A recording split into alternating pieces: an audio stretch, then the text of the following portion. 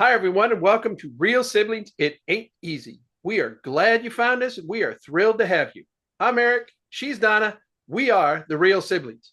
If you are a new listener and are joining us for the first time, please do us a favor and listen to the entire episode. We are confident that you will like what you hear and decide to join our growing community. To our returning listeners, thanks for joining us once again. And just like I asked the new listeners, please listen all the way through to the whole episode. It's important to our ongoing success. We believe our unique blend of real estate together with lifestyle is both informative and enlightening. While the topics vary and conversations always go in many directions, we endeavor to provide our listeners with insights into our industry, better equipping them for their next real estate transaction. And for that very reason, our topic today is, drumroll, Donna. My hand roll. Can you hear it? I could. I'll add a drum roll on the. Okay. Home inspections. What an exciting topic. Mandatory. I can't believe it's really taken us this long to think about this as a topic. Well, we both are in the middle of home inspections and what's happening. And I think right now the real estate climate with buyers and sellers and how many listings versus buyers we have is exacerbating that. So in what way? I think, well, in Tucson anyway, because we have more houses on the market, more choices, buyers are being pickier about things that 2 or 3 or 4 years ago they wouldn't have asked for. So because if wouldn't have asked for, couldn't have asked for, it's like, look, take it, give us more money than we're asking, or hit the road. Right. So now they'd be like, oh, this house has been on the market 30 days or 60 days or however many days it's been. And so they clearly need to sell. So we can ask for everything, you know. We can ask for everything. And the other part of that is, oh, what's wrong with it? Yeah, right. There's got to be something wrong because it sat on the market longer than it did 2 years ago when my neighbors sold in 2 hours. Yeah. So you sent me a home inspection a little while ago, which I just kind of glanced at for a property that you're under, and you and I were talking as we typically do before we start recording. I've never seen one quite like this. And what did the D stand for? It was like, what were the 4 categories? D is deficiency. Okay, so what were those 4 across the category? There's not inspected, satisfactory, and deficient. So I scrolled through the first page or 2, and only one thing wasn't deficient. And you're representing the buyer, right? Yes. Okay. Yes, that is the inspection that my buyer paid for. Correct. Right. And chose the inspector. It wasn't someone that you had used before, which is fine. That's their job, right? The buyers get to decide who they want to use. Correct. So before we go deeper into that, let's talk a little bit of process. Okay. So for anybody who hasn't done this before, if you are a buyer, we highly recommend as a real estate professional that you hire somebody to do a whole home inspection. If there are systems within the house that go beyond the capabilities or scope of a whole home inspection, then you may need an additional inspector. Previous episode, we talked about septic systems. That's a different person. If you have a well, water testing, that's a different organization. If you have a lot of trees, probably something more common in my area than in your area, but you may need an arborist because there's this thing that attacks trees called oak wilt. And the oak trees are very, very common here in Texas. And it'll kill the trees within months. Trees that are centuries old can be wiped out and die within months. And if you think that's an issue, you hire an arborist to come in and take a look and see if that's something that's a concern to you. So there's different levels of inspection, but generally a whole home inspection, someone who is licensed and certified by the real estate commission in their state to come in and check the systems from a visible standpoint. They're not allowed to go knocking holes in walls. If there's furniture blocking something, you can't move the furniture out of the way. So that means we don't always get outlets all checked. We don't always get to see every switch. We You don't can't always know if see every window every closes. vent fan or anything like that that may be around the baseboards if that's what you have. Right. So there's limits. However, it's the best we have because as much as Donna and I are professionals, combined well over 30 years in real estate background, we're not inspectors. We don't look at it with the same eye, same character that the inspector is paid to do. We don't walk around with an outlet checker in our pocket to go through it. Wow, why isn't that light coming on? Let's put this in the socket. So there's things that we just, it's not our job. We stay in our lane. So we So, do this whole home inspection. so when you do the whole home inspection, so there's one guy here that I use where if he wants, he'll ask me if I want any of the auxiliary inspections and then he'll set those up. So he'll say, okay, I'll get the pool guy, I'll get the termite or whatever. Do you have inspectors that do that too, where they'll bring in the specialists? Yes. And since I've had my license, now 11 years for me, that has changed a little bit. Used to be that anything that was a special system had to be somebody else, but now they're giving the whole home inspectors a little bit more latitude Yeah. to cover some of those systems. Now they'll still say, look, I'm allowed to check the HVAC, but it's not what I do every day. Not my specialty. So you still recommend based on what I saw, need to have someone who's a professional HVAC company come in and check your swamp cooler, your heat pump, your whatever it is that you're using to help control the climate in your house. Right, right. The one that's most common is they will, that same inspector will do the wood destroying insect or pest inspection too. We have some that do that. I still, because of my relationship in BNI, I hired that guy independently. Usually I suggest that he be hired. So, but what my, the inspectors that I prefer will do, they'll look at the roof themselves, but then they'll say, Donna, better get a roofer out here. You know, that kind of a thing. Or they'll look at the pool, they do a generic and then, oh, you better get a, you know, somebody needs to really look at that filter or that kind of a thing. So besides the one that you sent me a little while ago, I just got the inspections. It's like at 7 this morning. And I wrote back to the buyer's agent and I went, oh, a little easy morning reading, you know, he wrote and stuff because we had the termite, we had the home inspection summary, the pool inspection, 2 roof inspections, and an HVAC inspection.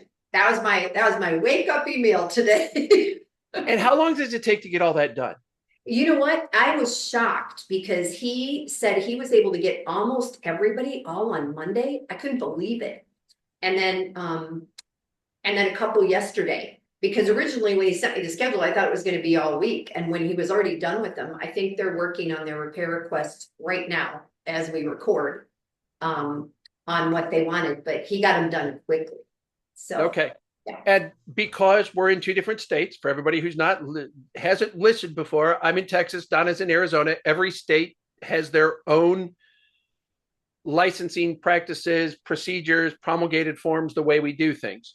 Yeah. How many days do you normally have from the time you sign in a contract and all the parties agree to get those inspections done? Is there a specified amount of time in Arizona? Yeah, the contract, the purchase contract defaults to 10 days, but then there's a line where we can fill in if we want more. So if I know that a home is going to get accepted on a Friday, I always ask for more than 10 days because we now have 2 weekends that are part of that 10 days. And I can't guarantee that I get any of those people out there that quickly. So, and you do way more of the rural thing, you know, getting the septic people and getting the well people and all that. I've done 2 wells in 20 years. Yeah, you've done 2 wells, but you've probably done more pools Oh yeah. in this year than I've done in my in my 11 years. Yeah. In-ground pools are just not something that, despite the climate that we're in, despite how hot it is, That's fascinating. I just have not had a lot where I've had pools. That's, 2 or 3. That's really interesting. Huh. So do you also then have sewer scopes? Like if you're on a regular water system, do they come in and they check the sewer lines from? You can, but that actually is a form now Oh, because everybody freaks out with water. yeah. You're going to mess with my water. And it's like, hey, we're going to do some hydrostatic testing. It's like, oh my gosh, they're going to blow up my pipes. No, we're going to block things down here and we're just going to see if the water level stays. If it doesn't stay where we have it blocked, then we may have some piping issues underneath the house and you'll want somebody else to look at it. That's all it is. But when you use, it's like a doctor using, oh, he has a huge hematoma. It's like, what's that? Oh, he's bruised. It's like, oh, you're going to do hydrostatic testing. What does that involve? Are my pipes going to blow up? Is it? Yeah. Yeah. No. So I want to go back then to the one that you sent me today. Is your buyer a first-time buyer? Is it VA? If it is it FHA? What's your She is a first time buyer. It okay? is an FHA. Okay. And Government loan for she folks that has a don't. limited budget. Okay. And because of that, even though we're finding houses, it makes an FHA qualified home Yeah. because FHA lending, Federal Housing Administration, that means someone at the federal level in some way, form, or fashion is involved in this going, we're not going to underwrite this and lend money because we're not convinced the house is still going to be standing in 2 years. That's Potentially. I have had FHA transactions that things that were determined to be unpermitted additions or work had to be torn down. huh. Had to be corrected. You had to extend the contracting process while they resolved permits that should have been pulled that never were pulled, that then needed to have inspections to prove that the permitting was and the work was done, and on and on and on. And oh, by the way, that was electric, so now we have to patch walls up, that sort of thing. There was one I was in one time with investor I've worked with on numerous transactions. We were again selling a house that he had had. We knew it was going to be a problem. Said we were not going to take an FHA. So we actually had a buyer's agent turned in a form saying that this was conventional, and we start checking into it. And it's like, this isn't conventional. This is FHA. And oh, by the way, it's also getting some money through the San Antonio grants division, and everything that's on the inspection has to be repaired. Everything. So all those little D's that you saw in my inspection that I sent to you, every single thing had to be repaired. If it was a baseboard, the baseboard had to be repaired. If there was paneling or nails or whatever, had to be done if we were going to go ahead with it. And we were already it's another one of those. Everybody gets invested in the transaction. Everybody. Buyer has committed to having an inspection done. They've committed money. They've got earnest money in. They've got, in Texas, we've got this thing, the option fee. All of those monies are happening. Sellers going, now I pulled it off to the market. People, and you always have to risk. Sorry, but when a house comes back on the market, the first thing, and we've mentioned this in previous episodes, is people go, well, obviously something's wrong with the house. Otherwise, it wouldn't be back on the market. So you're in all of those kind of thoughts and situations. So it's like, yep, we're going to drive ahead and we're going to do this.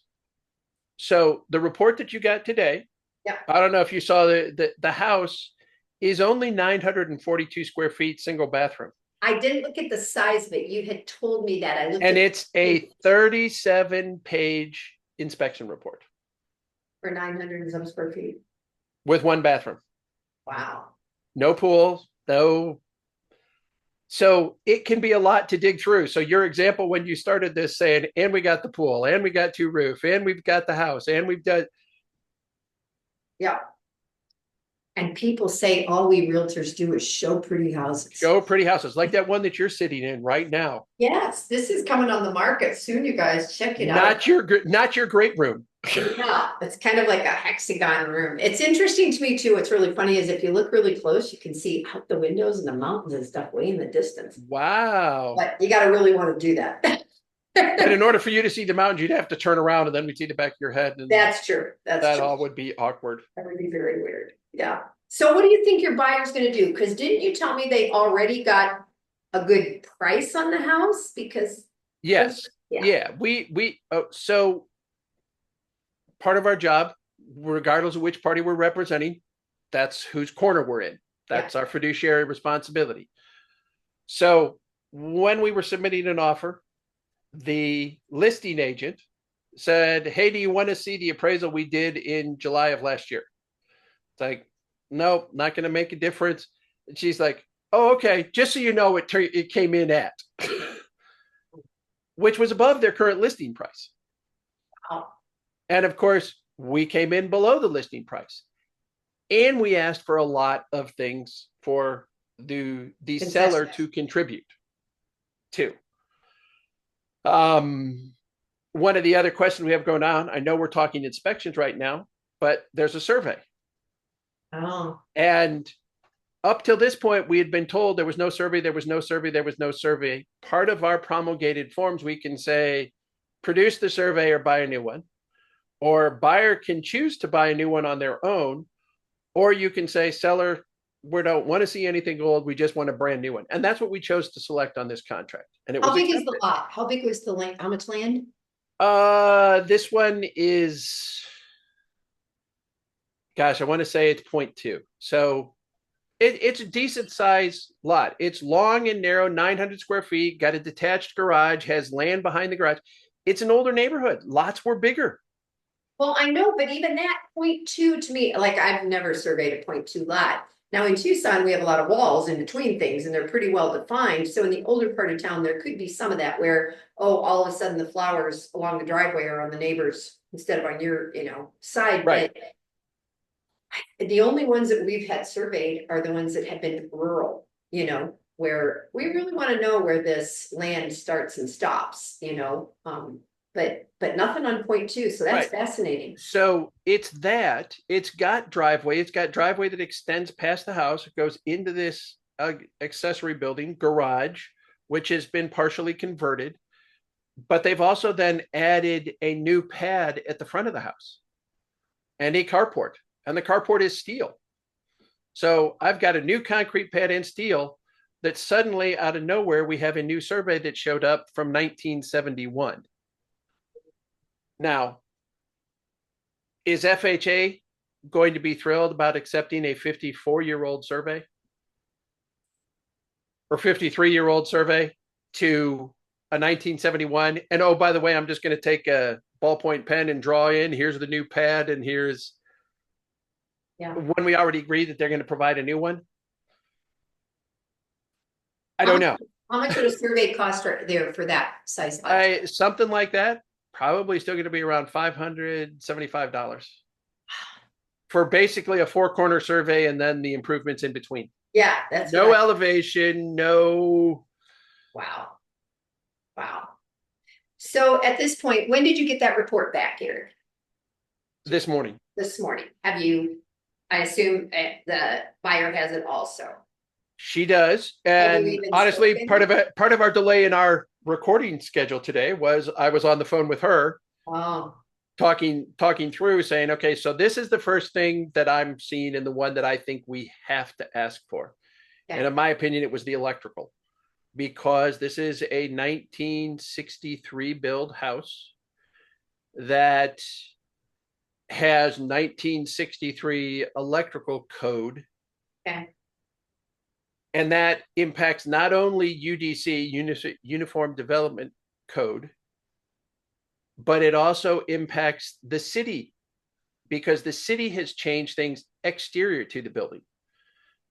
I didn't pay enough attention when I was there, but with the depth of this lot, there's a new code that if the power lines are running over 100 square feet, you have to put a new pole in, Got to put a new what in? a new power pole in.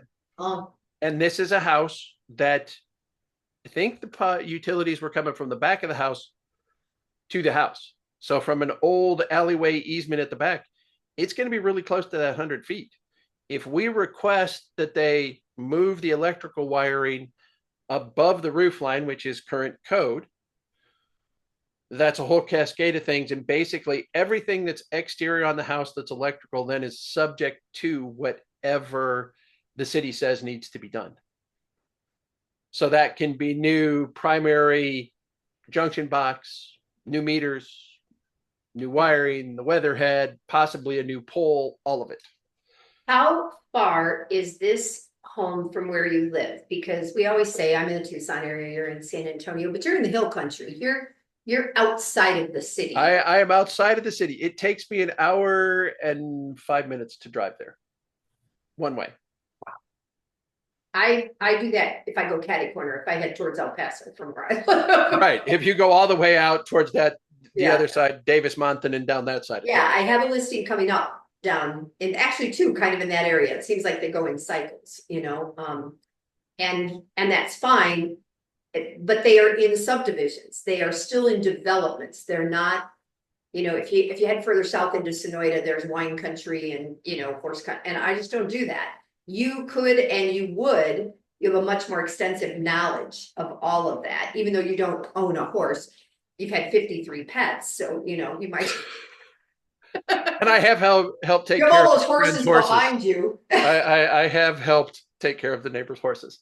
Yeah, that's right. Right down the road. And snakes and whatever else I need to watch. Your pet snakes. Yeah. So in your process, Yeah. is there an option for your seller to choose not, or your buyer to choose not to do an inspection? Yeah. If they do that, do they have to document that they're saying we don't want an inspection? Yeah. They have to sign something that they have chosen not to do it. Okay. Is that a Arizona real estate form, Arizona Real Estate Association, or is it Arizona Real Estate Commission? That's an excellent question. I'm just trying to think because I just pulled them in from DocuSign. I was going to say, is it ARC or right? Isn't that what it is? Isn't it Arizona Real Estate Commission? Is it what's your when I pull documents from DocuSign, there's 6 different categories. I don't do the same thing that Phoenix does, because I'm a part, and so I have the MLS from Tucson, I have the Arizona ones, I have the Keller Williams ones, I have, like 6 different categories. And I'm trying to think right now. I don't know. I've never had anybody that has not said, no, we're not going to bother to inspect. Yeah. Yeah.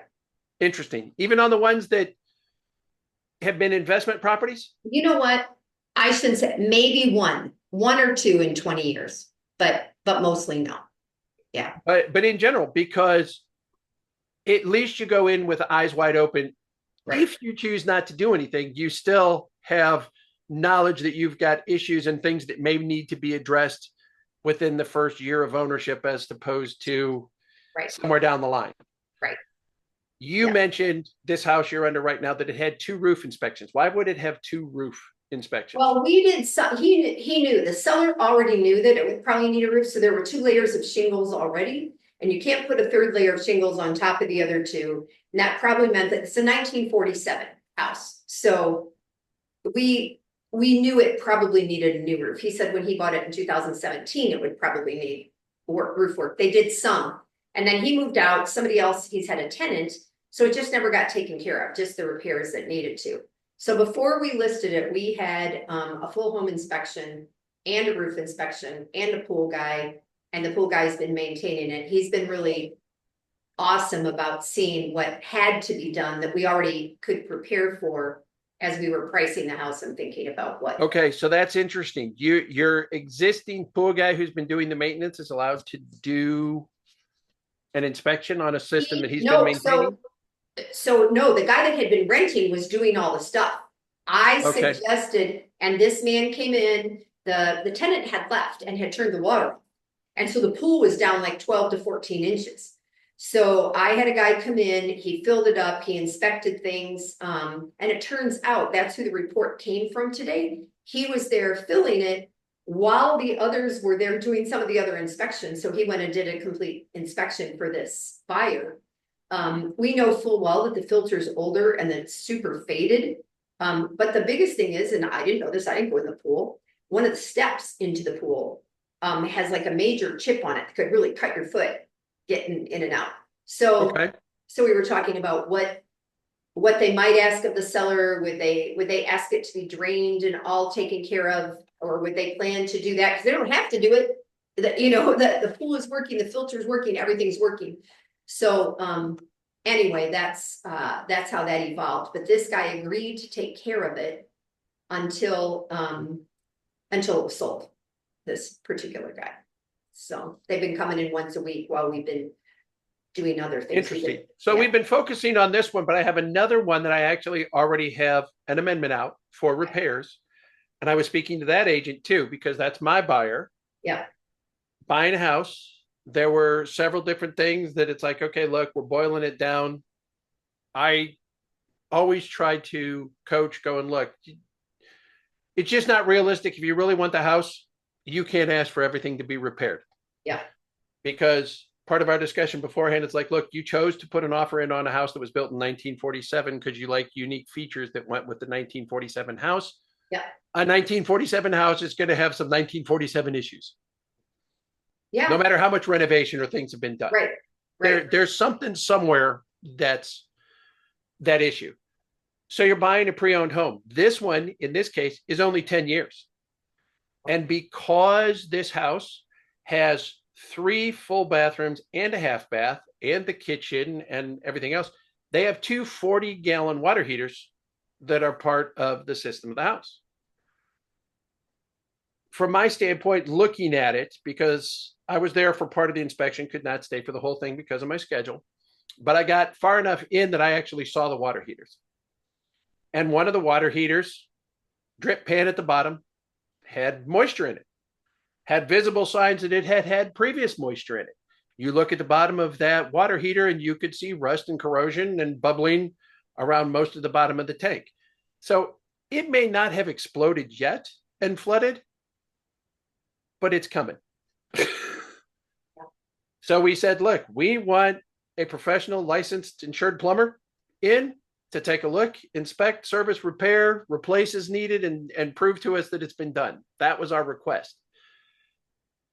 When I was in conversation with the listing agent on this, she goes, what's this mean, the one on the left or left one? And I said, well, there's 2 water heaters in there. She's like, there's 2 water heaters? In a closet? Was it like in a closet? No. It's in the garage. Oh. And they're fully exposed in the garage on a platform above. And it makes total sense to me that one of the systems runs the lower level of the house. Yeah. Which is the kitchen, the primary bedroom that's downstairs, the dishwasher, those systems. Yeah. Washer, dryer, utility room downstairs.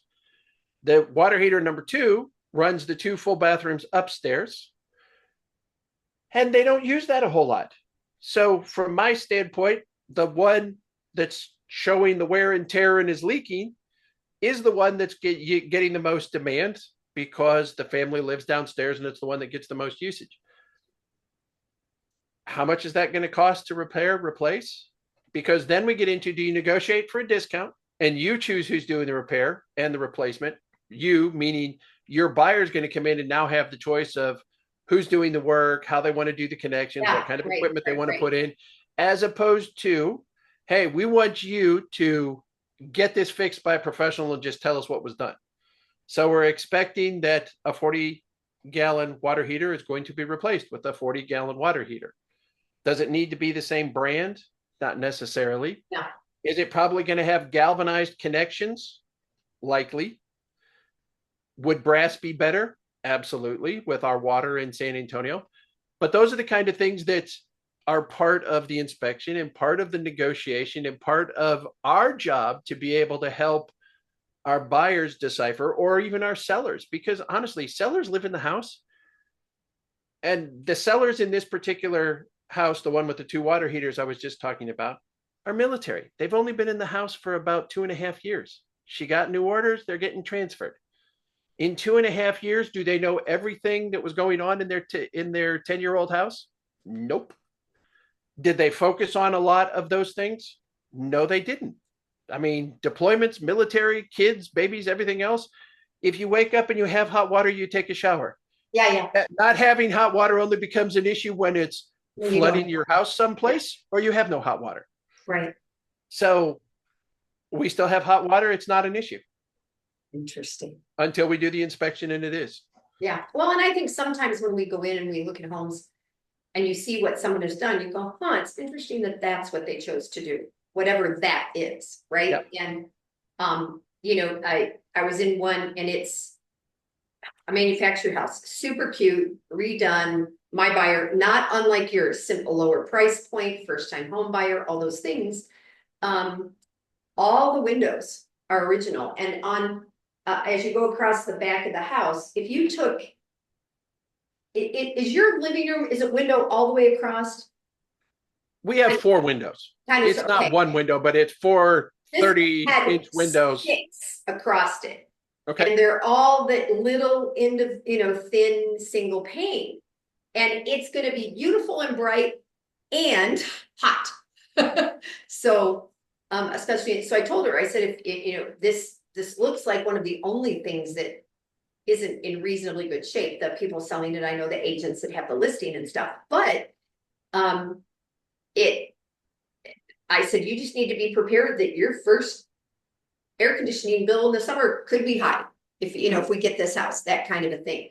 And so as the other things are done, sometimes in the past we've called it putting lipstick on a pig. It looks pretty when you walk in, and some people, that's all they see, and other people, they can see beyond everything that they look around at. Like this, I like this house that I'm looking at here, and frankly, it's in really good shape. We've had it appraised, we know, and stuff. But but that doesn't tell you what's underneath. Just like you were saying, you can't. It's the stuff that you don't see. And if it's a house that's filled with stuff, that might be make the offer without an inspection, because you can't get all the stuff on the wall and stuff anyway. And somebody in their head just goes, yep, I'm going to get rid of this all and flip it. And it's going to be this, or this, which could lead us to another topic, huh?